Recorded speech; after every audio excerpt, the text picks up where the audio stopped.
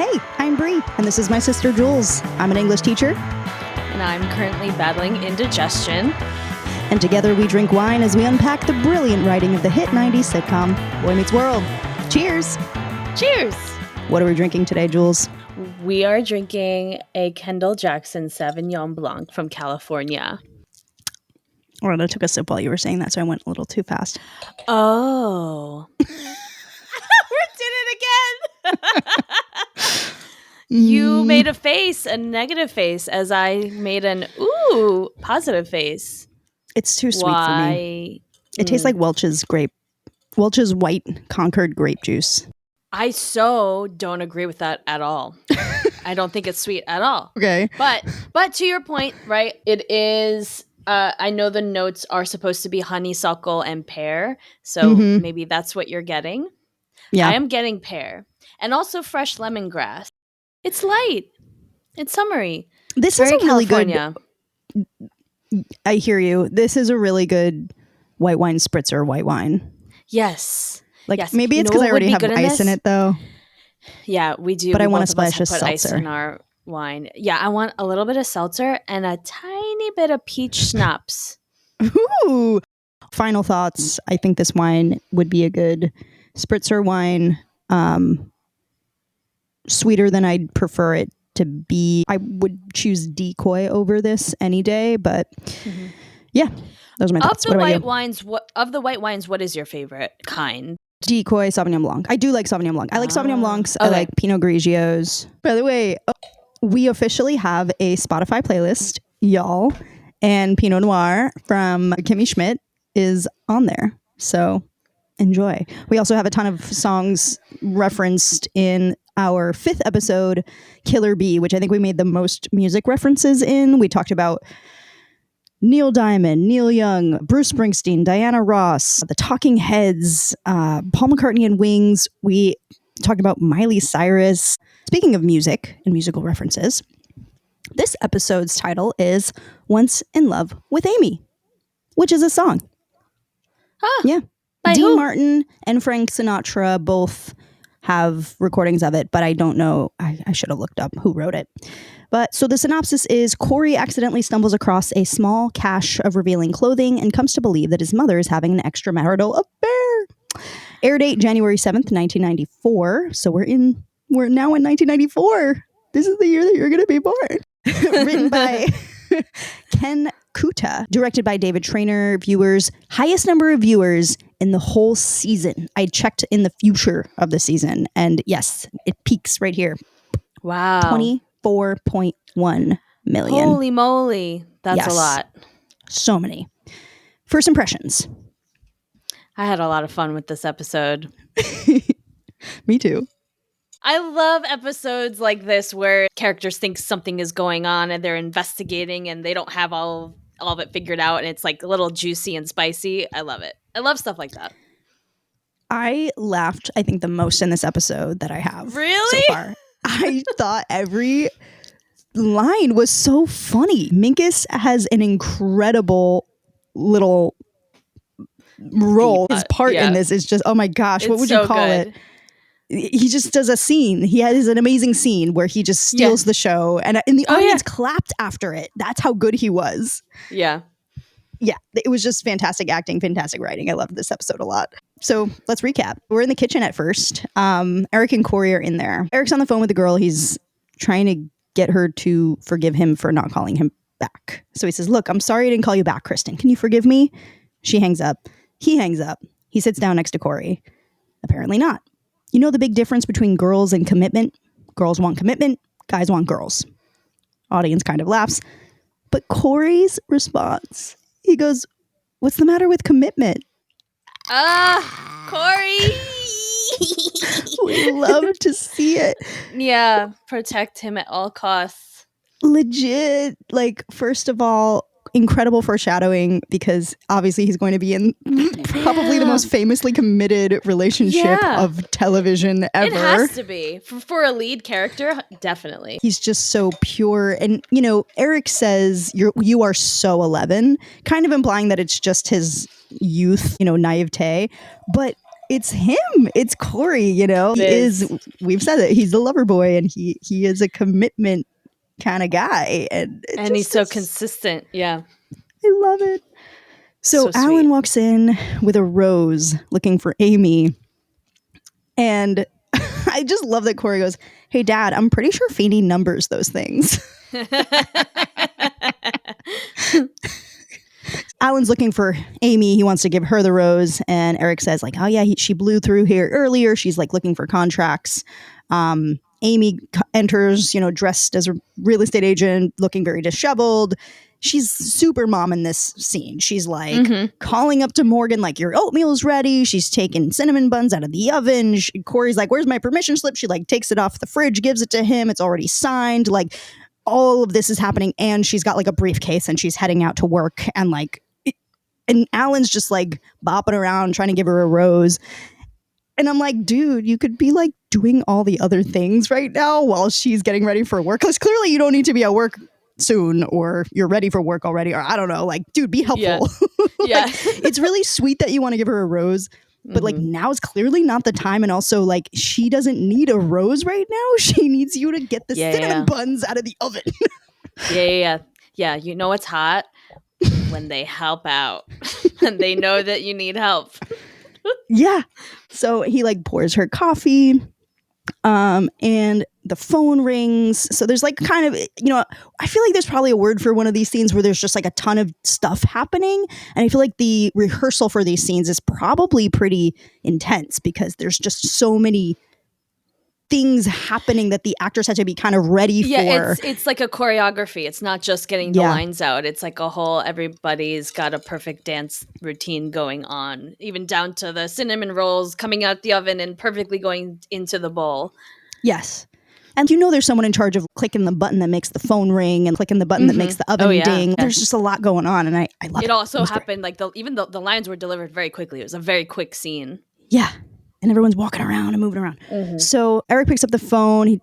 Mom, that was Judy, Queen of Zits. She has a cold and she can't babysit. Corey says, between her nose running and zits popping, he doesn't want her over. And then he looks at his breakfast and he's like, done with that.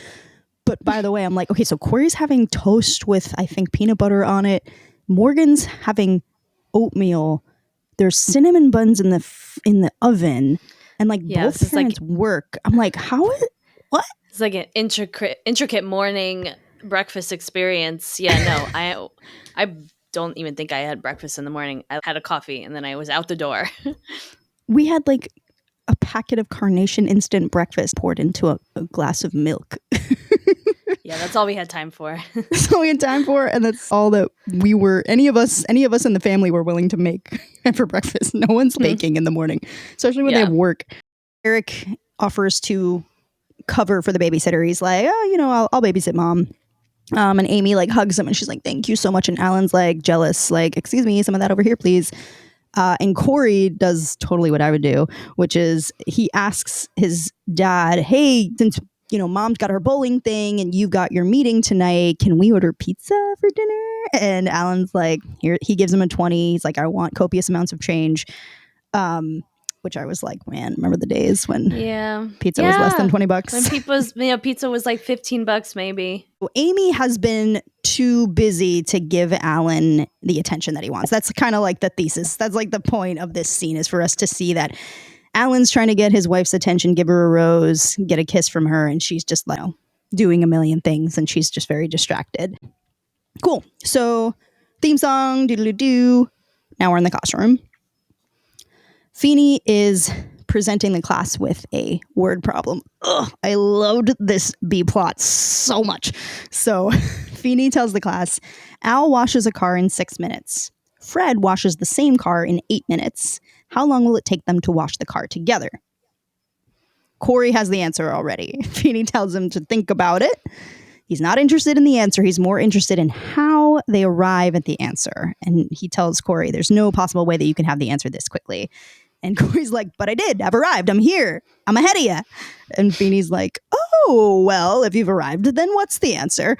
And Feeney and Corey go at the exact same time, 7. And Feeney goes, that's not the correct answer. I love when teachers are smarter than kids, but kids think they're smarter than teachers. It's so funny to me. Like, you really thought that you could outsmart Mr. Feeney. So Corey's like, that has to be right. Right. And Minkus gets up from his desk. He walks over to Corey's desk and he's standing directly in front of Corey and he's going, no, it doesn't. Fred can't slow Al down. Even if Al washes most of the car alone and Fred just washes a hubcap, the total time still has to be faster than Al's time alone. You with me? So if Fred is 25% slower than Al, then 25% of 6 minutes is anybody?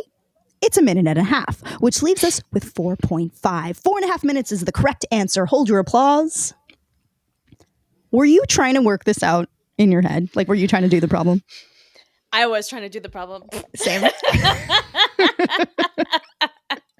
I definitely tried to follow Minkus's logic, and I was like, that doesn't make any sense, but go for it. Yes, I didn't quite follow Minkus's logic, but I did start to find the problem, and then I was just kind of like, well, I feel like there's a lot of questions I have before I can answer the question. Yeah, it's not like a car is driving at, X miles per hour and another, it's washing a car is very complicated. It's like different parts of the car take different amounts of time. So what are the terms of agreement? What did they agree of, like, who is watching what?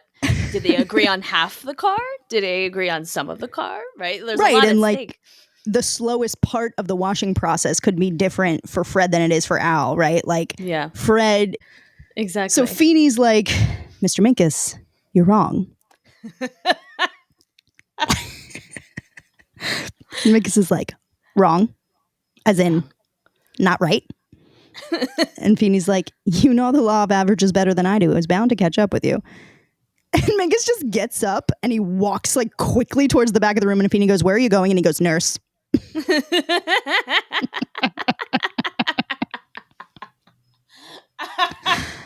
Topanga starts channeling the ancient Egyptian mathematician who first solved this problem, LOL, because it's about washing cars. And she like gurgles and like starts writing with her eyes looking up at the ceiling. And turns out she gets it right, which I loved. And I was like dying to know what that paper said, even though it obviously didn't say anything because this is all fictional. But I was like, what does it say? So Feeney picks the paper up and he folds it and he keeps it. And Corey tries to see the paper and she turns around and growls at him, which the audience died at. And I felt like it was a throwback to that last time she growled when he did roll call when he was the teacher. And the audience laughed. So they were like, oh, the audience really loved that. We got to do that again. Feeney puts the paper away and he tells Corey, Minkus was wrong and Topanga was right. And you would do well to keep that in mind as you attempt to solve this, problem and find the correct answer. We jump to the kitchen. Corey and Sean are using Morgan's Barbie car and dolls to try to solve it. They've got like the dolls like Fred and Al. And they're like, Malibu Fred. Malibu Fred. And Corey's getting into it. It's a mystery to him, which you mentioned earlier. Yeah, it's cool. I love when Corey he starts to kind of get invested in something Feeney's trying to teach. I love it. Sean is just like giddy that Minkus got it wrong. And it's very in line with that character trait of his that he kind of established in that scene where he put the salt and pudding on Minkus's burger, and he was like, got to be like a personality disorder with me or something. Yeah. I got way too excited when Minkus is suffering. He loves it. So they're thinking about what Feeney said. Feeney said, like, think about Minkus and think about Topanga, think about the way that they tried to solve it. Corey's like, okay, so Minkus is really smart. And Sean's like, and really weird. And he's like, and Topanga's really weird. And Sean's like, and really weird. And then Minkus enters. And this is when we get his greatest scene ever. I hope this was on his like reel, his like acting reel that he sent off to auditions, because this is where he peaked. So he's disheveled and shaking. His like coat's like half off. His hair is a mess. He's totally cracked. And Corey's like, Minkus? And Minkus is like, I used to be. Who's got the right answer? And he like waves his hand frantically like, yes, Mr. Minkus. That's right, Mr. Minkus.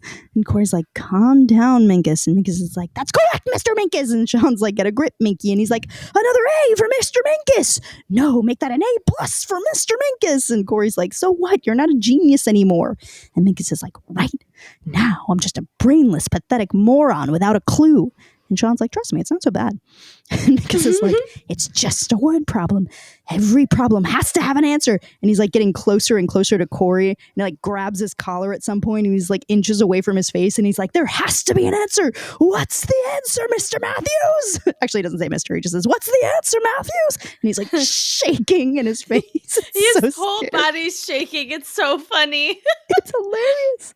And Corey just looks at him and he's like, in my opinion, 7. Minkus just looks at his hands and he starts backing up slowly and he's like, look at me. What have I become?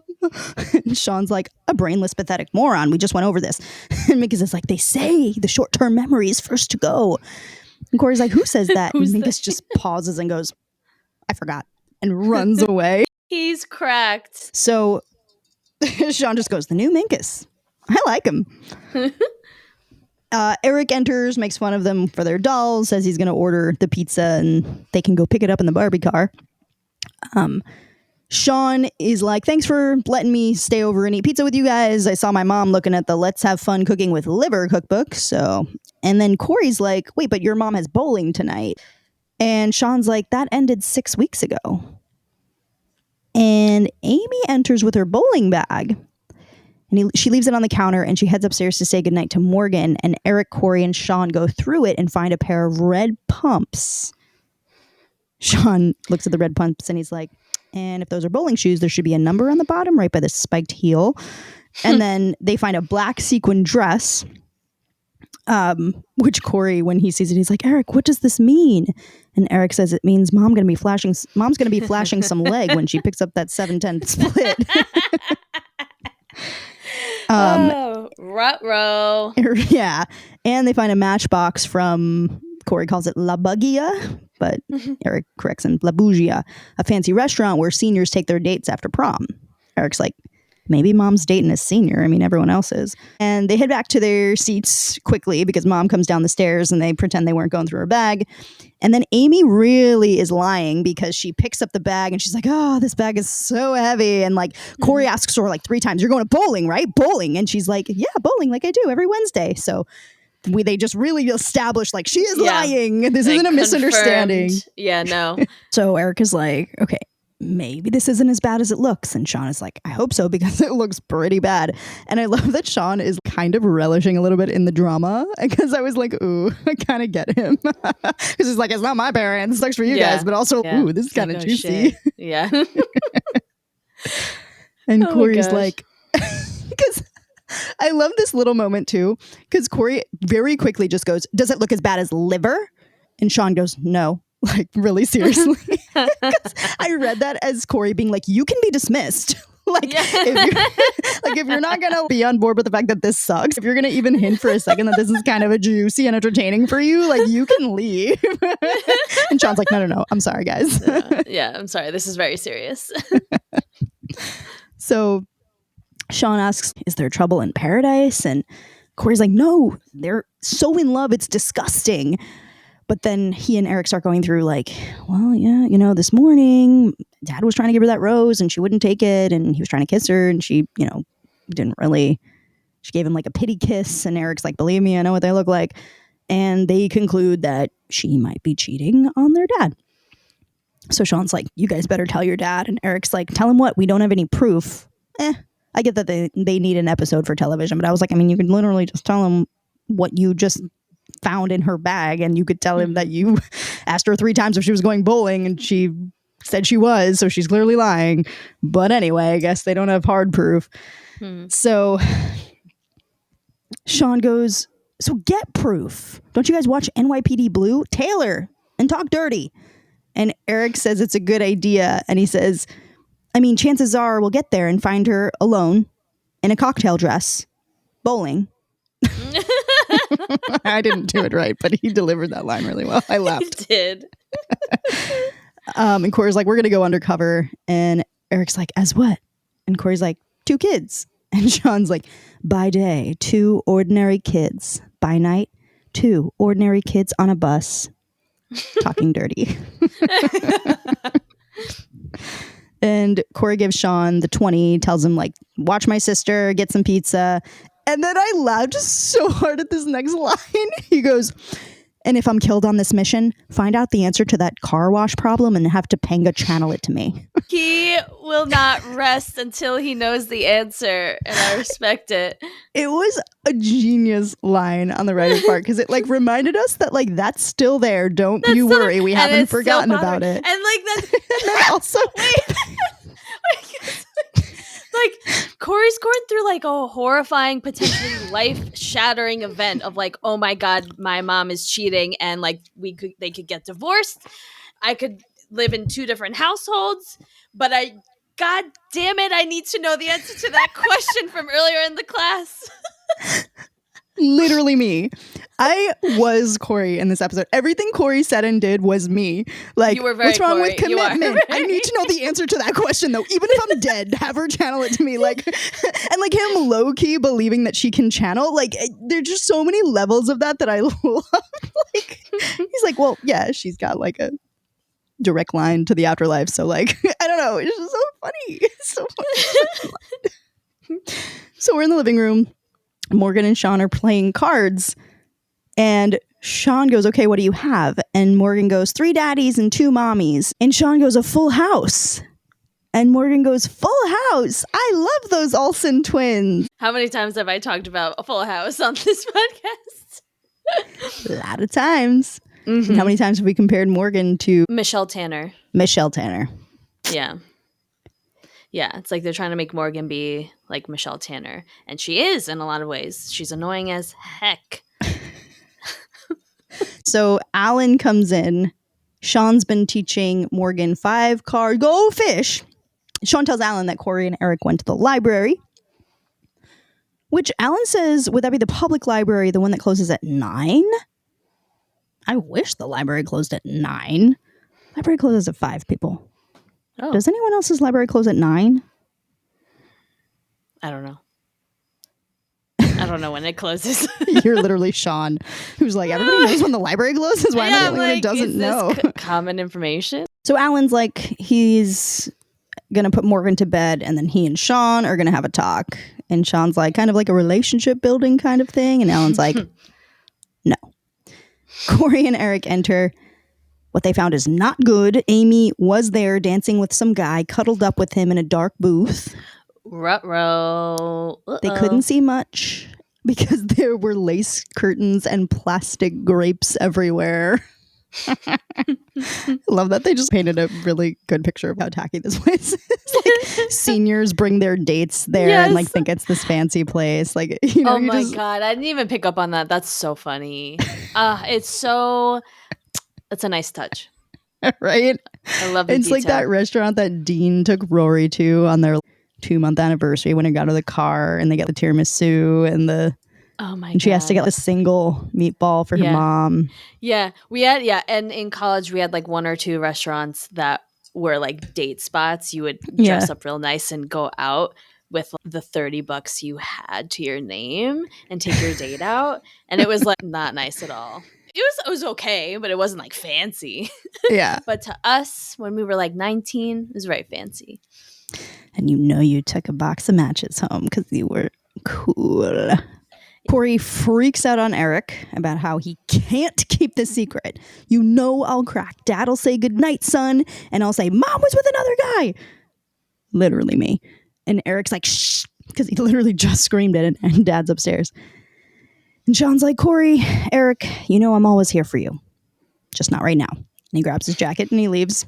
And he's like, by the way, I told him you were at the library. And Corey's like, great lie, Sean. And Eric's like, the library closes at 9. Sean's like, yeah, he knew that too. So Corey is like, maybe we can just write him a letter. Dear sir, your wife was dancing with another guy. Signed, a concerned citizen. And Alan, so Alan says goodnight to Morgan, and so they hear him like coming down, and Corey's like, oh no, he's gonna say goodnight to me next. You gotta handle this, Eric. Good night, son. He's gonna be like So Eric tells him to stay quiet. He'll do all the talking. Eric tells Alan that, Sean decided to walk home, and he's like, why don't you sit down, relax, and not think that anything terrible is going on in your life? Would you like a slice of pizza? And Alan's like, hey, where's my change? And Eric's like, speaking of change can be a very positive thing in someone's life, especially unexpected change, which we're going to be talking about right now. And Corey is like physically holding his mouth closed with his hands, and he's bouncing his legs. And Eric says that, like Alan's asking where they were, and Eric says they were at a place. And Alan's like, could you be more specific? And Eric's like, a rectangular place. Eric finally says they were at La Bougia. And Alan is like, La Bougia. And he pulls Corey's hands down from over his mouth, and Corey yells, Mom was with another guy. And then the hands go right back up over his mouth. And Eric goes, she was dancing. And then Alan pulls Corey's hands down again. With another guy! Hands go back up over his mouth. Eric goes, yeah, Corey looked in the window and recognized Mom's shoes and the shoes of... And I love that he like tossed it up for Corey to go, with another guy! Or another guy! So, but the writing is so smart, so it subverts that. And when Alan pulls his hands down, Corey just goes, do I have to draw you a picture? And Eric's like, it's all we could see. It was dark. Corey shoves a piece of pizza in his mouth to shut himself up. And then they hear Mom's car pull up, and Alan says he'll have to have a talk with their mother. So Eric is like, hey, Dad, I'm here for you. And he like makes a fist with his hand. And Corey does the same thing with the pizza in his mouth. And Alan's like, that's why I had you, son. And then we see him laugh to himself as he walks into the kitchen. Alan walks out to the patio, and Amy walks up through the back. So she's coming in through the back door. So she's walking up the patio. She's got her bag. And Amy very calmly and coolly just goes, hey, stranger. Such good acting. Mm-hmm. And Alan's like, well, I just had an interesting conversation with Corey and Eric. We're busted. And Amy's like, I guess we weren't sneaky enough. And Alan's like, actually, I was sneaky enough. They only caught you brazen hussy. So we cut to the bedroom. Corey's looking out his window down at them. He can't hear what they're saying, but he's like, they're still talking. That's a good sign. And Eric's like, they're not yelling. And Corey's like, not yet. And Eric's like, oh no. See, as long as they're yelling, that's a good sign. But once they go quiet, that's when we're in real trouble. So Corey goes, what's it mean when he's smiling? And Eric goes, oh, he's smiling? Oh no, he's lost it. He's turned into Freddy Krueger. You know how Freddy smiles just before... and he rips his face off like Freddy Krueger. And I just love that we get another one of Eric's silly sound effects. He's so good at those. Yeah. He's really good at like slapstick comedy. Yes. And physical comedy. I love that the writers are finally going to be like, wait, we need to do more of this because you're really good at it and the audience loves it. Yeah. It's like, oh, you're not just a cute older brother. You're actually really funny. We're actually going to make a character worthwhile. So Corey's like, she's gone. Mom's gone. She left. I don't see her. We're never going to see her again. Eric, we don't have a mother anymore. And then Amy enters their bedroom, which I thought it was really funny. She's like, hey, guys.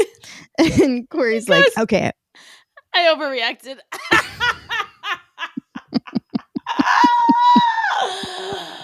Oh, we love a self-aware king. Eric's like, Mom, are we still a family or have we become an after-school special? And Amy's like, I understand you two did a little detective work tonight. And Eric's like, sorry we ratted you out, Mom. And Corey's like, it was me. I folded under torture. And Eric's like, yeah, Dad said hello. And Amy's like, look, I didn't go bowling tonight. And Corey's like, and he just like waves his arms at her and like looks like, away. Please stop. Please don't tell like, me. No more. Yeah. And Amy's like, and I did stop at a gas station to change into that dress that you saw. And Corey's like, meow, and he does it again with the hands. And Amy's like, and I did go to La Bougia and dance the night away with the most exciting, wonderful guy I know. He looks at her straight and goes, shouldn't this confession be a little harder for you? She's like, I was dancing with your father. And Corey goes, what? And Eric goes, Dad's not our father?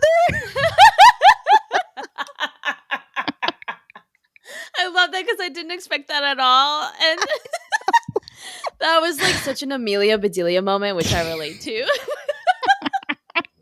It was the way he pointed too. Like he pointed at Dad through the walls and was just like, Dad's not our father. And Amy's like, it was Dad. And then she goes, how long have you guys known me? And Corey goes, like, since we were born. And Amy goes, right. You know me inside and out. You know my heart. I was dancing with your father. Oh my God. You know me inside and out. You know my heart. Amy, that's the sweetest thing ever. that is the sweetest thing ever. That was all the backstory of their relationship that I needed. She's the kind of mom who has been very open with her kids and has shown them her heart, and they know who she is, or at least from her perspective, she thinks that they know her. Because I feel like my experiences with the adults in my life has always been like, it's very normal and common for adults to hide parts of themselves from kids, to keep kids only seeing like the very put together versions of themselves, so that we have like role models to look up to. And it's very uncommon for adults to be really vulnerable and open with kids with the mistakes that they've made in their life, or, you know, the lessons they had to learn. That was my experience as well, which I can understand why they wanted to do that, but there is an element of importance to letting people into the good and the bad and the things that you did wrong, the mistakes you made, so that one, for context, you can understand them better, but also maybe not make the same mistakes either, right? Knowing that an adult's history, like I'm mostly speaking of parents, right? Knowing your parents' history can help you navigate your life better and more easily, potentially. And it can help you develop a much stronger bond with them, because they're not, because what happens is then you can also be open with them about the mistakes that you've made or you're making, because they've showed you their vulnerable side. So you're like, okay, I can tell them that I'm struggling with this, right? If you're only ever around teachers who are constantly showing you the best versions of themselves, and then your parents or the adults in your life are also only showing you the most put together perfect versions of themselves, you think adults have everything together all the time, know all the answers, and never make mistakes. And so if I make a mistake, I don't feel comfortable sharing it with you because I don't want you to judge me. So she goes, you know, she explains that she loves her life. She loves being a mother, but that's not all of who she is. She has a career and she happens to be madly in love with her husband. Eric goes, cool. And Corey goes, yeah. And Amy's like, well, I'm sorry you feel that way, Corey, because your father and I work very hard to keep our relationship fresh. And then we just get a shot of Corey's face with his eyebrows up. And then we're back on Amy, you know, keep the electricity going. And then we're back on Corey's face, totally silent. And his face now is just like all scrunched up, like he's grossed out. And then cut back to Amy. We want to stay hot for each other. And Corey, we're on Corey now. He's just like, and he like waves his hands again. He covers his face with his arms. And Amy's like, Corey. And Corey's like, you guys lied to us. Another moment where I totally related to Corey, because I would feel that way too, you know? It's like Amy's like, you know me, you know my heart, and like weird, right? But then she lied to them. If that's the relationship that she's claiming that they have with each other, then you can't lie. Like, as someone for whom loyalty and truth and honesty is very important to me in a relationship, for some reason, like if someone lies to me, like even a little tiny lie, it like really gets to me, because it makes me wonder what else they've lied to me about, and then I just like don't trust anything, and then I spiral. Amy's like, look, Corey, did you ever skip school? Crazy question for a mom to ask their son casually, right? Corey's like, me? No, And Amy's like, off the record. And Corey goes, once in 5th grade. 5th grade? That's so young. Then again, Amy's so relaxed. If I was a mom, I'd be like, and we're back on the record. 5th grade? Do you know how dangerous that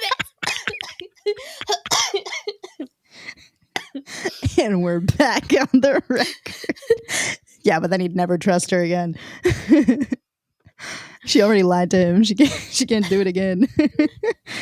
True. Hilarious. So Amy goes, did you have fun? And Corey goes, yeah, I went to the mall. It was really cool. And Amy goes, yeah, but you've been to the mall 100 times. Now, maybe it was fun because you weren't supposed to be there, you know, like it was a little bit dangerous. Get it? This is crazy that a mom is trying to convince her son, like, sometimes you just want to be bad, right? Haven't you ever been bad? Yeah. It's weird to be telling your 6th grade son that, but also it's kind of weird to be also telling your 15-year-old son. Like, he's going to get ideas as a 15-year-old. 100%, right? Because now we can just use that all the time. You're like, Mom, you literally said it was cool to skip school and that it was fun and that sometimes you just have to do it, right? Like, he could go steal the car now and go take all his friends. You know what I mean? Like, that is not a good game to play.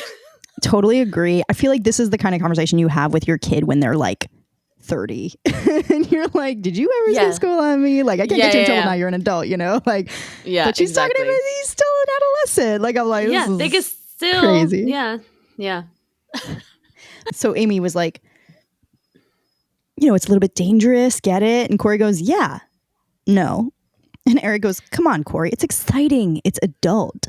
Sneaking around is romantic. Very cool, Mom. I approve. Amy's like, thank you, Eric. And Corey's like, well, I don't approve. It sounds like you guys were just trying to get away from us. Again, I was like, I feel you, Corey. Oh my God. So Corey's like, yeah, and I think that's wrong. And Amy's like, no, see, that's the fine line between being an adult and a kid. When you're a kid, you see everything as right or wrong. Black or white. And Eric chimes in, blonde or brunette. And he goes, but when you're an adult, you realize that not everything is as simple as right or wrong. I mean, sometimes there are gray areas. And Corey's like, any of this makes sense to you? To Eric? And Eric's like, of course, I'm an adult. You are very cool, Mom. And Amy's like, I'll take cool. And then she's like, excuse me, like, I owe your father a goodnight kiss. Or she's like, there's a guy downstairs who, you know, I owe a goodnight kiss to. The lie is not at the kids, right? Like, the intention is not to hurt them. The intention is not to be deceitful to the kids. The intention is to keep their relationship sexy and fun and romantic, which is important for the fulfillment of the family and for them to be successful as a couple and as a family. So they're doing that for the sake of the family. Exactly. Like, it's the big picture that we have to take into account here. The big picture, and Corey was not seeing that. He wasn't seeing the big picture. Why did you lie? Yes, he's seeing the you lied, that's bad. This, you know, he's on... Lie equals bad always, yeah. Yes, exactly. So we cut to the classroom. Minkus is like writing out a huge math equation on the board, like a scene out of Good Will Hunting. He looks like a mad scientist. Sean enters the classroom first before the bell rings for some reason, and he just like bangs erasers together over Minkus's head, so he's got like chalk in his hair, which I kind of was like, okay. That was kind of a pointless scene, but all right. The bell rings, the whole class enters, Feeney comes in and immediately starts talking about the math problem. He's like, Al washes a car in 6 minutes. Fred washes the same car in 8 minutes. How long will it take them to wash the car together? And the answer is still not 7, Mr. Matthews. And Corey's like, I know that, sir. And Feeney's like, what else do you know? Because the way that Corey said it implied that he had more to say. And I really liked that Feeney caught that and was like, all right, keep going, because you clearly got something. And Corey's like, I know why you gave us this word problem. And Sean goes, to suck the fun out of our lives. And Corey goes, yeah, but the main reason is to get us to stop thinking like kids and start thinking like adults. I know that there's not always one answer. There may not even be an answer at all. Yes, Corey. And Feeney goes, startling. And how did you arrive at that conclusion? Ugh, I was totally a teacher's pet. Like, if a teacher was impressed by anything I ever said, I just got like the best, most euphoric feeling. So I was like living vicariously through Corey, and I was like, oh, yes, Feeney's impressed by you. I was like, the same way. Oh, yeah. Eat. And Feeney, okay, so Corey goes, I found out that sometimes we need to learn to think differently. That's how Topanga knew, because she thinks differently, really differently. And Feeney goes, well, Mr. Matthews, in all the time we've known each other, I don't think I've ever been so impressed. Corey goes, thanks, Mr. Feeney. And Feeney says, in the course of your education, you have been taught to look for the right answer, but you also must know that in life, many times, the right answer is that there isn't one. This is an especially valuable lesson for you, Mr. Minkus. So I'm afraid your calculations are all for naught. Minkus is like, not necessarily. I think I may have inadvertently discovered the secret to time travel. Of course he did. And Topanga turns around and she's like, did your spirit guide talk to you and give you the answer? And Corey goes, yeah, my mom. Aww. His mom is a spirit guide. Oh, I love this family. I know. They're so We get a little great. button at the end where Minkus is like scribbling on the board, and then he like they actually do some graphic what is it called, CGI. And they disappear him because he gets like deleted from our he figures universe. out space time travel. Yeah. And that's it. And he just kind of keeps repeating like, wait a minute, maybe time isn't a continuum, maybe it's a random repetition of moments. And then he disappears, comes back, a continuum, maybe it's a random repetition of moments. Disappears, comes back, a continuum, maybe it's a random repetition of moments. Nah. And then he erases the board. The end. What were your takeaways from this episode? I feel like I had a few. I mean, I think the most important one is to, any opportunity that you have to think outside the box is so important, and to not always think things are black and white. How you approach your job, how you approach your life, how you approach your relationships, right? Like, it's always good to kind of like not always look at things at face value, kind of looking outside of that. And that can be hard, and that can take time.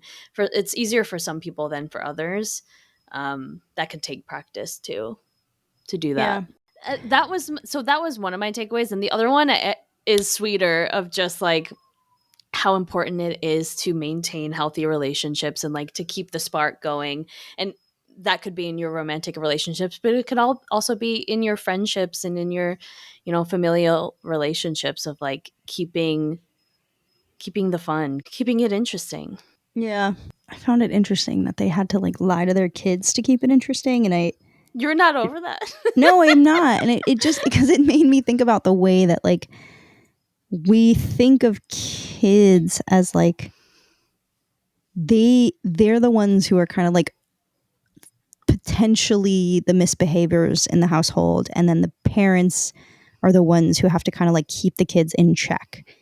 But I think when a family is started, the kids can also become that, those roles are more fluid. Like the parents also kind of have to behave themselves around the kids, and the kids become like parents of the adults in a way.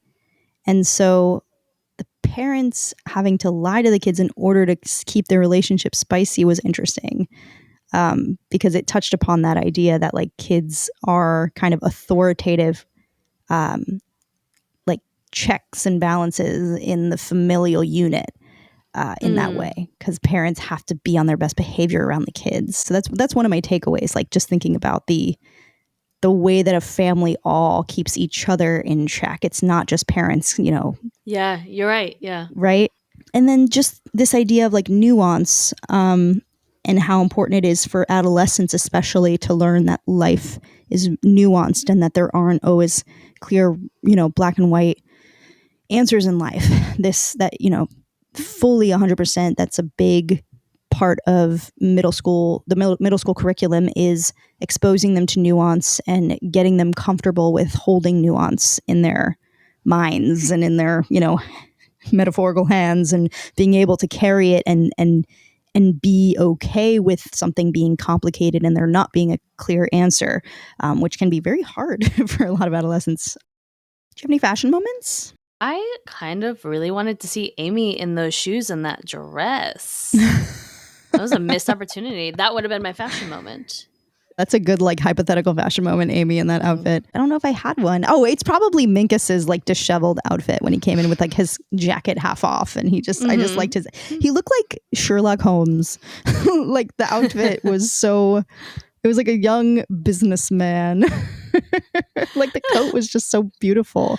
I want to know what he was. LL Bean catalog. Yeah, lawyer I want to coat. know what he was going through at home. That like he was completely spiraling, where he was so disheveled, and he's like going through it so much that he has to run over to Corey's house to tell him, "I'm falling apart," and then leave.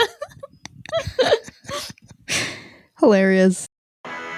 That's it for the episode. Rate and review us. You can follow us on Instagram at Boy Meets Wine Podcast. The name of the wine tonight was Kendall Jackson Sauvignon Blanc, Vintner's Reserve. And the theme song credit goes to Julia Rosa. Next week's episode is She Loves Me, She Loves Me Not. Thanks for listening. Cheers.